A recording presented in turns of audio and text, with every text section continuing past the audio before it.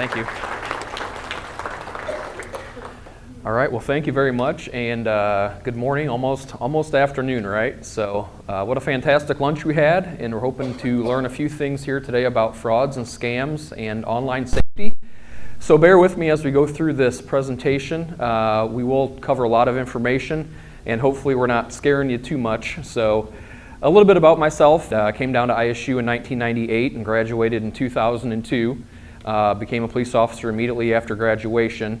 During my time at Normal PD, I was a patrol officer for my first 6 years. I was a detective for 12 years, focusing on financial and white-collar crimes. And now I'm our department's community services officer. So that's kind of the background that I'm coming from with everything today, and hoping we can get a lot of good information out there to you.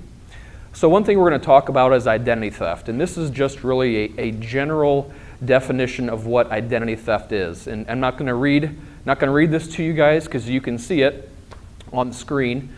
But pretty much what identity theft is when somebody uses your information to get something, okay? Whether that is credits, goods, services, anything that they use, they pretend to be you, they use your information to get something. That's what identity theft is. And it is a growing crime, and we need to know about it. So people ask sometimes, what's the information that we need to hold kind of close to the chest? What is the information that we don't want to be out there for criminals to gather, for people to have access to?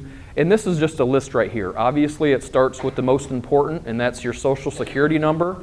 And then it quickly goes down to your driver's license number, your birth date, your address, your phone number, all the way down to your bank and credit card numbers. We don't want to put them out there for everyone to see. Even something as minor as your mother's maiden name or some type of security question, a lot of times that's the how we authenticate who we are online is by answering a question that maybe only we know, right? And so all that stuff is information you need to kind of hold close to the chest so that other people don't have that information. Now, can we say that we can ultimately keep all that information hidden and never have to tell anybody any of that information? No, we know that that's not the case. But these are things that we definitely need to keep an eye on and make sure that they don't have access to.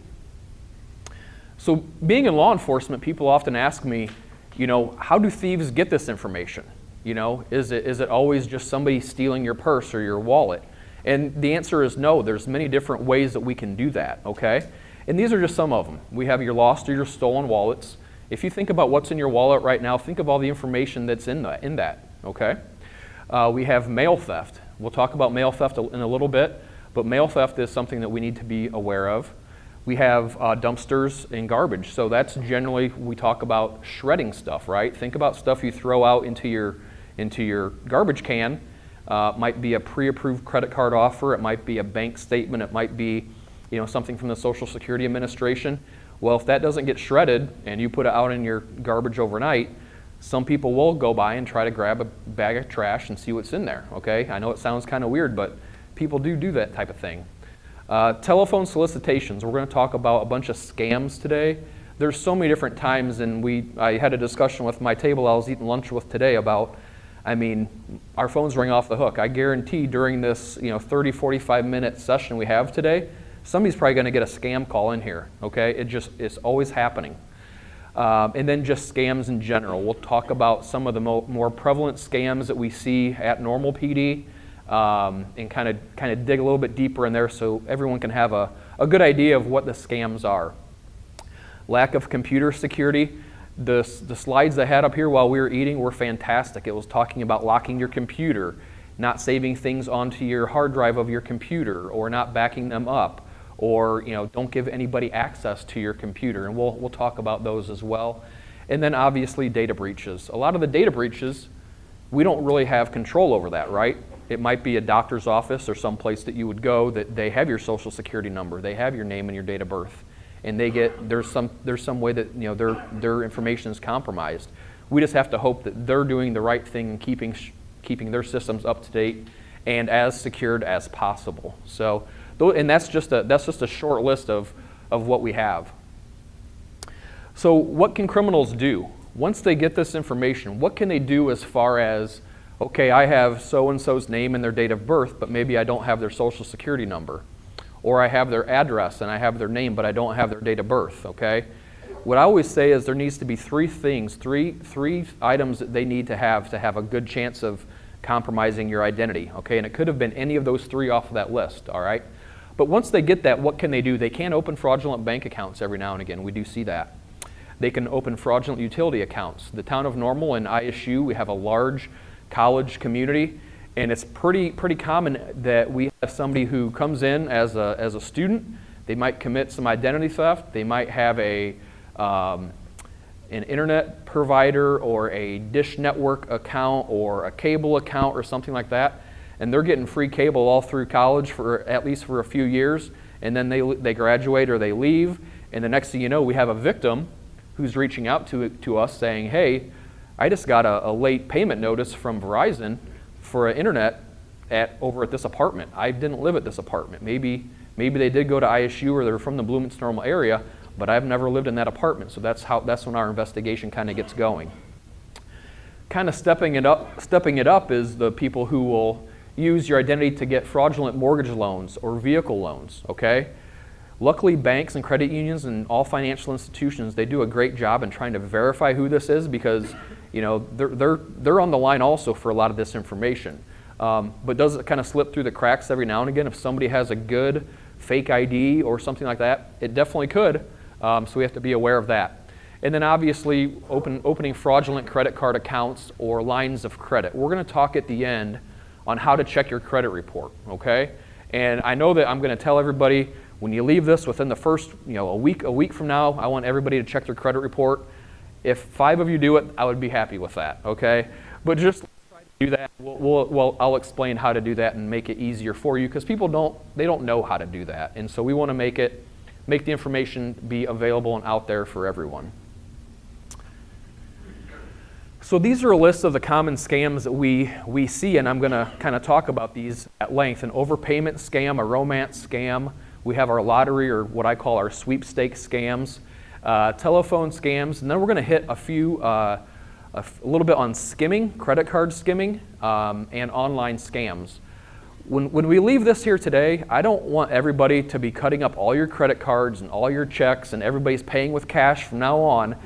I just want people to understand what's out there so that we can be informed and we can make the proper decisions on certain things. And I'm going to tell a story, a personal story also, because I was scammed, and so we'll talk about that.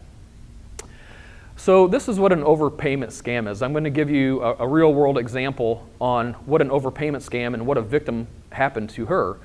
She was at home. It was kind of right before COVID. She was at home. She had some extra time, and she thought, well, hey, I could maybe work from home and earn a little extra money. And so she went online, and she was on Craigslist, which Craigslist, I shake my head when I say Craigslist sometimes, but she was on Craigslist, and she saw an advertisement for work from home and make an extra $600 a month, okay? And she had a little bit of extra time. So she emailed the person that was advertising this, and they said, we just need you to do some data entry from home, and what we're going to do is we're going to send you a check.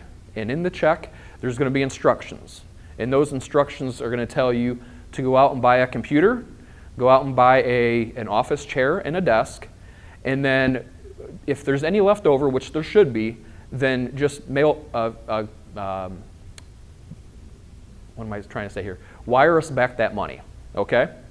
And so what happened is a check came in the mail for much more than what a computer and a desk and an office chair cost. So she takes the check to her financial institution. She cashes the check. I think it was like $3,500. She takes the $3,500 and she goes and spends, $1,500. So what does she do with the extra $2,000? She wires it back because that's what the instructions said.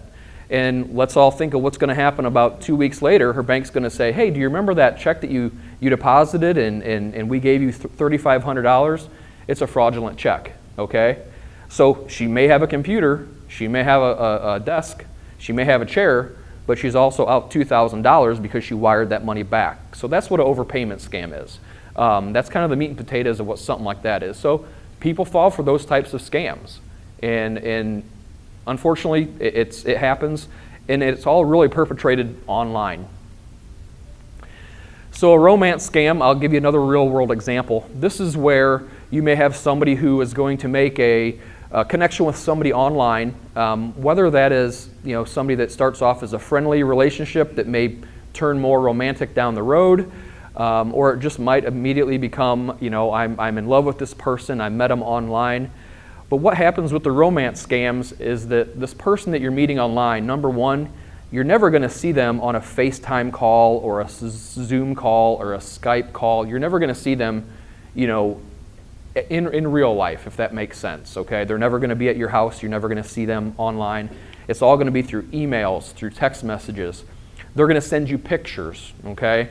And the real world example I want to talk about is we had a female victim that fell for this. He said he was in the military, and they started a relationship online through email and through chat messages. And he said, I really can't wait to meet you. I can actually get discharged from the military early if I pay $2,000, okay? Well, and he didn't have $2,000, and so she wires $2,000, and then he's sending her pictures of this ship in the Persian Gulf, and he's sending her pictures of a strapping young, well, maybe retirement age, naval officer. And once he kind of got that hooks into her, then it was, I need $1,500 more to get the paperwork over to the United States. I need $5,000 to get my property off of our boat in the Persian Gulf to get it sent back, okay? And she sent him over $30,000. And this person, she had never spoke with him on the phone. She had never seen him in real life or through FaceTime. It was all communication through pictures, text messages, or through email. So be very wary of that, because it does, once they kind of get those hooks into you, they'll take you for all it's worth. They're not gonna stop, okay? If they'll only stop when they stop sending money. So a lottery scam, or I like to call it a sweepstakes scam, is a situation where you get something in the mail for maybe a lottery or a sweepstakes that you'd never really applied for, right? It's usually for very high dollar amounts. The letter tells you to gather your winnings. You need to pay the taxes on it, to get it sent to you, to maybe get it repatriated because it might be something from overseas or something like that. If I won $30 million and I owe $50,000 in taxes, just take it out of my $30 million. I'll gladly have $25,550,000 or whatever it is. So just take it out of that. But that's not how it works. They're going to tell you to send money through Western Union or MoneyGram. A lot of those wires, even though you may say I'm sending it to Bob Smith in Dallas, Texas, if you give them that money transaction control number or the number from the wire, they can pick that up anywhere around the world. Okay, so just understand that. Even though you say, I know where I sent the money, that money can be picked up anywhere. Once you wire the money, it's pretty much gone, and there's very little that we can do, especially if it's sent overseas. This is a quick example of a lottery scam. This thing is super official. It's government approved. You see that stamp on the bottom right? If it's government approved, it must be good. It's the Euro Lotto. What you'll notice in here is the verbiage and the wording they use is not, it's English words, but it's not how we in America would use it for the English language. So just be aware of that. A lot of sirs and making it sound official. They'll put stamps all over it. They'll put a little UPC code there, and what does that mean? Nothing. So if you ever see something like this, you can definitely show it to a family member. Don't hide it. We don't want people, if you're not sure about something, and I'm sure that we'll talk about this later, if you're not sure about something, get other people's opinions that you trust, okay? Because what we find out, the people that get scammed out a lot of this, is that once they start losing money, they're embarrassed about it. They don't tell their family members. They don't want them to know what they're doing. They're going to keep sending that money because they're hoping it's going to come true, and the next thing you know, we have a lady who's $30,000 in the hole. So just be very aware of that when it comes to these types of scams. So a telephone scam, also called the grandparent scam sometimes, because it usually is geared towards people in the more elderly population.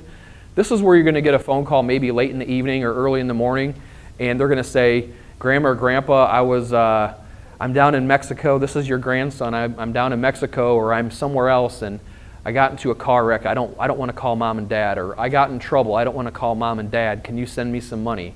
And fingers crossed you don't fall for that scam, because it's just like all the others. Once you wire that money, it's gone, so just be very aware of that. What I don't want to show of hands here, but when I do these presentations all over, I often say, in this group, I can guarantee that there's been several people in here that have received those phone calls, and we just hope that you've never fallen for those. So we're going to talk about credit card skimming. By a show of hands, who has ever heard of the term skimming? Okay, a few people. Okay, well, everyone else, I'm going to freak you out here a bit because it's pretty scary. So what credit card skimming is when, if you pull out your credit card, most credit cards have a magnetic stripe on it, okay? And that holds the track data that's on your credit card. It holds the number, it holds the expiration date and some other information. Well, whenever that magnetic swipe, or whenever that magnetic stripe is swiped, that information is transferred somewhere else. And so what skimming is they will show, I think I have pictures, so maybe I'll just go right to the pictures here. Up in the left-hand corner, top left-hand corner, that's what a skimmer looks like. It's no bigger than a pack of gum, okay? And we'll have a situation where, I'll give you a real-life situation. We had a local fast food restaurant in Normal over on the east side of town that we saw an uptick in people filing reports for credit card fraud, meaning somebody was using their credit card number to make purchases, but what we noticed is all these victims, they still had their credit card in their possession. So even though they had their credit card in their possession, somebody was using their credit card number to make purchases, okay? So myself and Detective Bruno, we kind of got together and we said, what's the common point of purchase that all of our victims have gone to because we thought there was a skimmer out there? And it was a McDonald's over on East College. And so we reached out to McDonald's, and they're fantastic. They worked with us, and we said, we think that one of your employees has a skimmer. We want you to keep an eye on it. And the next day, we got a phone call from the manager, said, get here right now, we found one of our employees with a skimmer. So what this employee was doing, he was working the drive-thru, and you would pull up through the drive-thru to pay for your meal. He would swipe it through McDonald's systems to pay. He would have a skimmer the size of a pack of gum in his pocket. He would pull that out. He would swipe your credit card through that skimmer. And what those skimmers do is they will store that information that's your credit card number. And then what happens is they can re-encode that card number onto something else, and then they pretty much have your credit card. Even though you still have it in your pocket, they have your credit card, okay? Am I people kind of, minds are being blown right now? Okay. So what I'm trying to say is, this can happen at several different places. Up on the top right, that's an ATM machine, okay? They could put something over the ATM machine that looks just like that green area. If the cameras at the bank that I bank with, if they ever see me go to an ATM machine and take out money, I'm yanking on that thing so much, I mean, they're probably laughing at me if they ever watch the video, because I want to make sure there's not a skimmer in there. The gas pumps down here on the bottom left, if you ever see this little sticker on the gas pumps, I'm sorry, I'm pointing over to this side, but if you guys can see the sticker on the left circled by the blue there, that is to show that nobody has been inside and has had access inside that gas pump to maybe put a skimmer on the inside there, okay? The case I want to talk about where I fell victim of a skimmer is I was flying overseas on a vacation with my wife and a few other couples, and on the plane I had a beer. I ordered a beer, and I'm the nice brother, and I look back at my brother. He's a fireman. We gotta treat each other nice, even though we play different in the same box sometimes. And I said, Brian, would you like a drink? And he said, sure. So being the nice brother, I said, I'll pay for your drink. And the flight attendant brought our beers, and I gave her my credit card. She said, our machine that they would usually come to your seat, is down. I'll be right back. I just have to go to the back of the plane, and I'll be right back. Well, my wife is in the banking business, and she hits me on the shoulder, and she's like, she's skimming your credit card right now. And I cracked my beer open, and I was on vacation, and I'm like, no, she isn't. And so we came back about a week later. I turned on my phone when we landed in Chicago, and I had a call from my Visa company, and they said, have you recently made a purchase in Mesquite, Texas? And I said, I've never been to Texas and I've never been to Mesquite, Texas, but we quickly found out that Mesquite, Texas is the hub and the training area for Southwest Airlines, which is the airline that I was on. And so, being the police officer that I was, I couldn't let it lie. You know, the credit card company, they reversed the charges. It was about $2,000 in charges. But what was purchased was a washer and dryer from a Sears in Mesquite, Texas. So I reached out to that Sears business and spoke with their loss prevention, and I explained who I was and what happened. And I said, I would love to know if you have any video of who used my credit card number, because remember, I still had my physical card with me, but who used my credit card number at that Sears. And about a day later, he sends me a picture of our flight attendant using my card number at the Sears in Mesquite, Texas. And so not only was she arrested, but the detective at Mesquite, Texas, I filed a report, and he said, Mr. Park, I'll do you a favor. I think I know where your suspect lives, but I also know that they have training coming up at Southwest Airlines, so I'm going to go arrest her at work.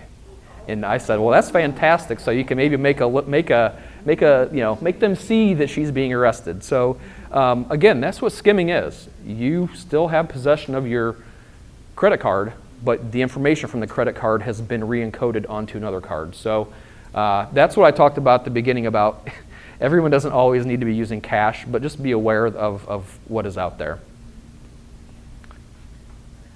So let's talk a little bit about online safety. Who here gets random text messages that say something and click on a link and please don't click on those links. Okay, we don't know where they're going to. They may try to make it look like it's a FedEx or a whatever, or check the status of your shipment. You know, my wife buys so much stuff on Amazon, I don't know what's coming and going from the house. So there's always something in delivery. So just please don't click on those. If you don't know who it is, that's just opening yourself up for another way to be victimized. In the same way with the emails. Emails are amazing, talking about, you know, click on here, we need to update your billing information or your information with your financial institution. You know, just be very careful of that. You definitely need to look over and check the email address or the website that it's linking you to.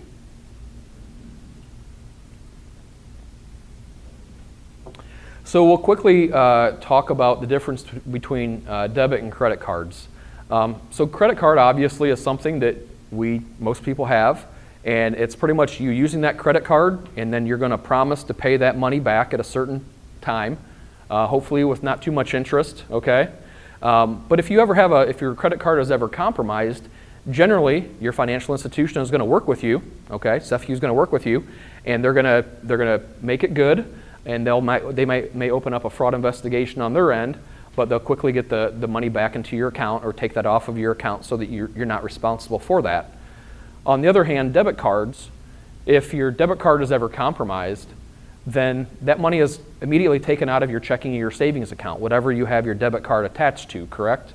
Your bank is still going to work with you, your financial institution is going to work with you. However, you know, it might take a little bit longer because that money has to then be reprocessed back into your checking account or your savings account or whatever your debit card is attached to. So I think you guys probably know generally what the difference between a debit and credit card is. Just be aware of that. So who here makes online purchases? Some people are probably raising up two hands because they make so many. So with online purchases, what I do is you should always use, in my opinion, you should always use a credit card for your online purchases.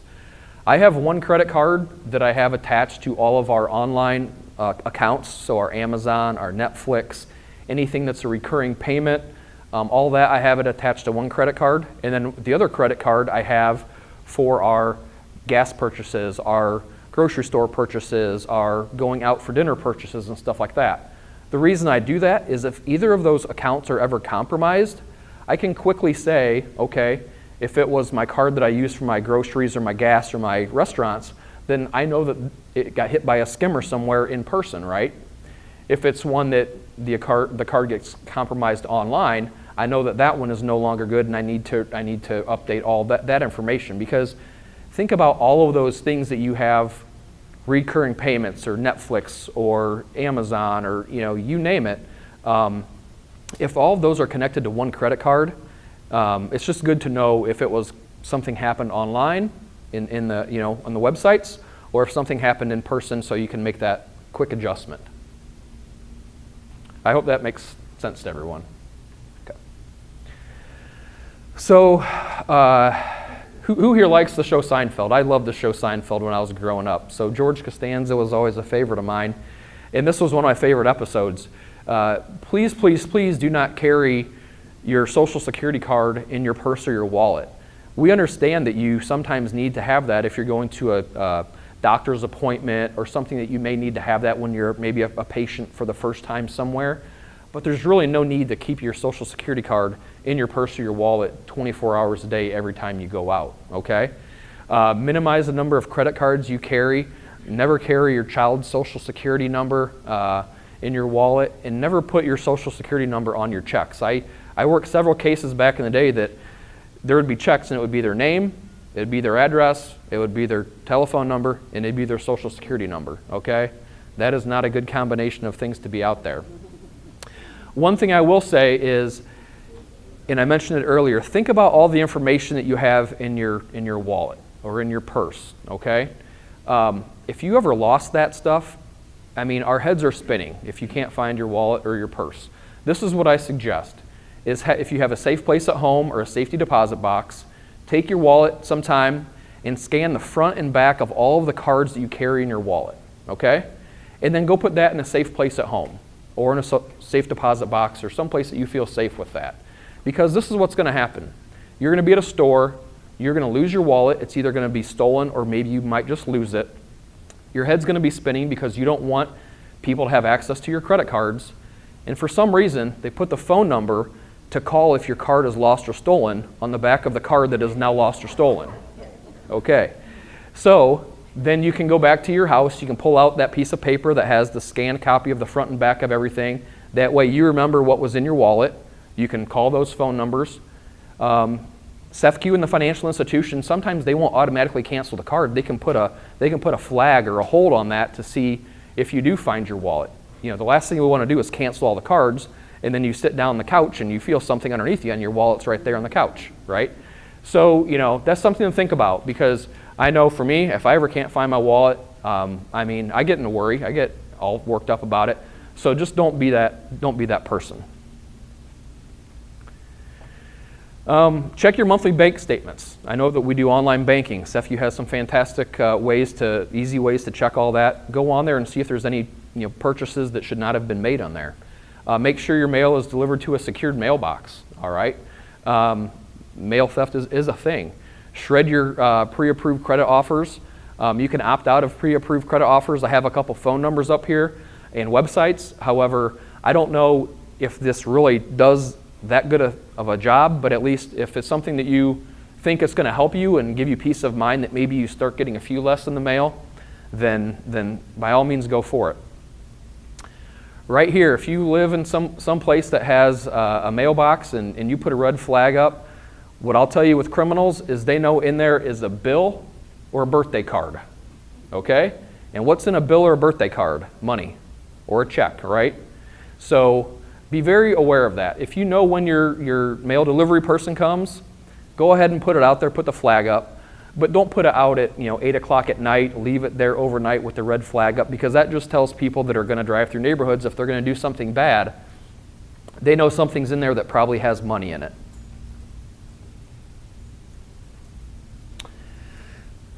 Lastly, this is the last slide, so I apologize.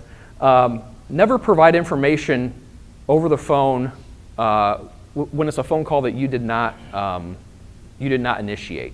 Okay? If SEFCU calls you, or whoever it is, and they say, "Hi, this is so and so. We're updating our information for our accounts. Can you please provide me your name, your date of birth, and your Social Security number, just so we can make sure that we can verify who you are." Okay? On your phone, it could show up that it says SEFCU, or it says a number that's associated with whoever, okay? But there's things out there that they can spoof phone numbers to make it look like it's coming from them, okay? What we suggest if you didn't initiate the phone call is to say this: thank you, I'll call SEFCU right back. What's your name so I can get in contact with you? Okay, you hang up the phone, you look at your bank statement, you find the proper number for SEFCU or whoever you need to call. You call that number yourself, you initiate that phone call, and then you're going to speak with their switchboard and say, I'm trying to reach so-and-so in the claims or in the fraud or whatever department it is. And if it's something that's valid, they'll get you in contact with that person. But at least then you know that you initiated that phone call and you made it happen. Okay, you made that connection instead of somebody calling you. Okay, hopefully that makes sense to everyone. All right, and finally we'll talk about running your credit report. The website that the federal government suggests to go to, and it's sponsored by the federal government, is annualcreditreport.com. And it's kind of brilliant how they determine, how they verify who you are. When you go on there, they'll ask you a few multiple choice questions. They'll say, which of the following addresses have you had a mortgage loan on the past 30 years? And there's going to be A, B, C, and D, and one of them is going to be the proper one, right? There's going to be what type of, which of these vehicles have you had a vehicle loan over the past, 10 years? And so that's how they verify who you are. They use that information that's behind that security wall to verify who you are, to run your credit report. So what do you do with your credit report? You just go through it and make sure there's no lines of credit that are open that you don't know about, right? We want to make sure that people aren't opening lines of credit without your knowledge and having to, to open up those utility accounts we talked about or have a vehicle loan. So you can either check between Experian, TransUnion, or Equifax. Those are the three major credit reporting bureaus. Just choose one. You get one free from each of them per year, so you can get 3 free credit reports every year. So go on there and check that out. So, all right. So thank you.